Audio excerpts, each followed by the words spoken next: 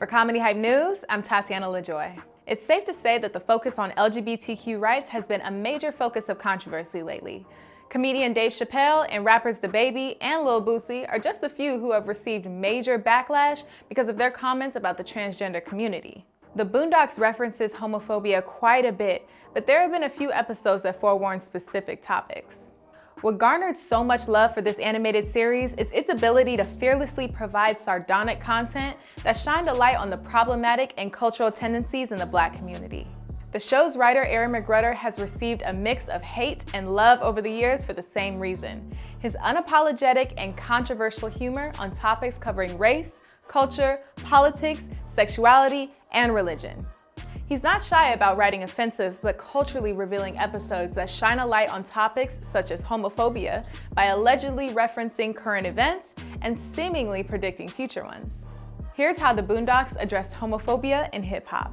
How I know you're not a homo, granddad, if you don't say no homo? I'm not saying no homo. Okay, you want to be a homo? Stop calling your granddaddy a homo. Then say no homo. I don't want to say no homo. I'm a homo your ass. You don't stop saying pause. Pause. The episode The Story of Gangstalicious Part 2 specifically addresses undercover gay rappers and homophobia in hip-hop.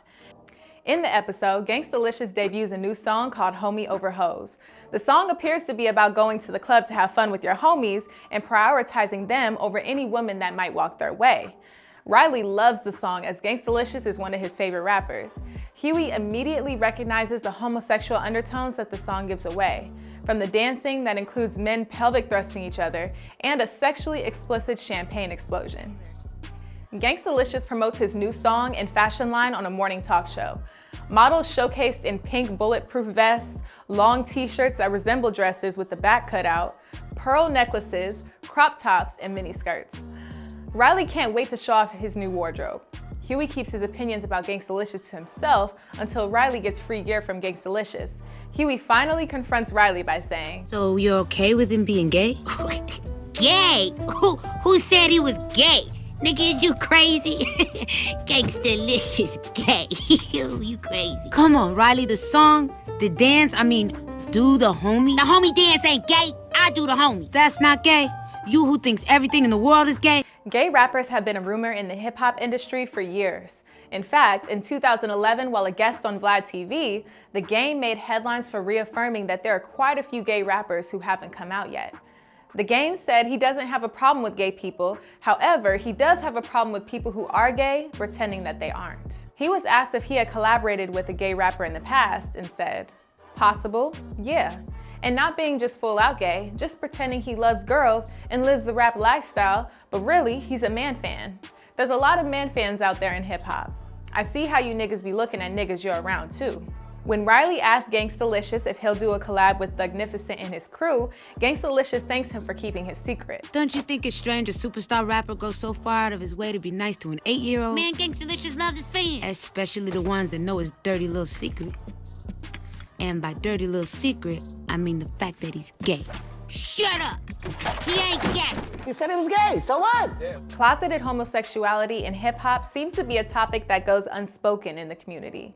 Back in 2019, TMZ caught up with actresses Laverne Cox and Angelica Ross. They asked what their thoughts were on Lil Nas X coming out as gay. Both were supportive, with Cox saying she thinks more guys who are gay in hip-hop should come out. When the interviewer asked if there were more guys in hip-hop who are gay, she said, Girl. I mean, come on. But I think... Sounds like you know something. But people should only come out... We all know, child. Hip-hop and rap have always presented as overtly masculine energy with excessively aggressive lyrics while reinforcing traditional and toxic gender roles. Homosexuality in rap and the Black community has always had a negative connotation. One reason could be attributed to religion and the Bible's history of condemning of homosexuality. Do not have sexual relationships with a man as one does with a woman. That is detestable. Leviticus 18:22. As Gangstalicious portrayed one idea of himself to his fans and a completely different one behind the scenes, the case of rappers portraying one persona in their music and a completely different one off stage is something that is all too common. Tyler, the Creator, spent the first half of his career being criticized for misogynistic and homophobic lyrics. The organization GLAAD, which specializes in protesting against defamatory coverage of the LGBTQ, called Tyler poisonous and asked the music industry to stop supporting him. When Theresa May was Home Secretary of the UK, she banned him from the country because his lyrics encourage violence and intolerance of homosexuality. This was in 2015. However, just 2 years later, Tyler would release his fourth studio album, Flower Boy, which contained lyrics that would suggest he's a part of the LGBTQ community.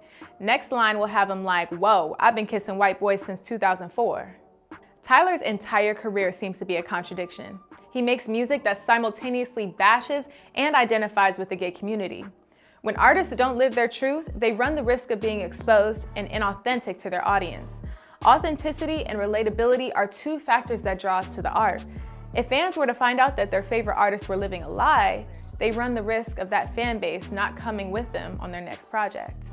As Grandad started to take notice of Riley's new clothes and fascination with Gangstalicious, he became worried that Riley might be gay. I'm so sorry, Robert. A gay grandson, huh?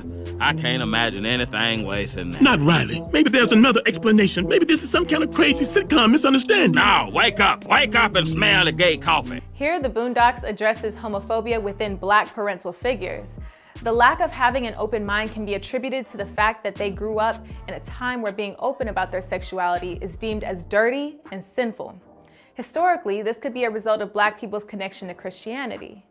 Rapper Lil Boosie shared Grandad and many other older Black people's perspective in his recent rant.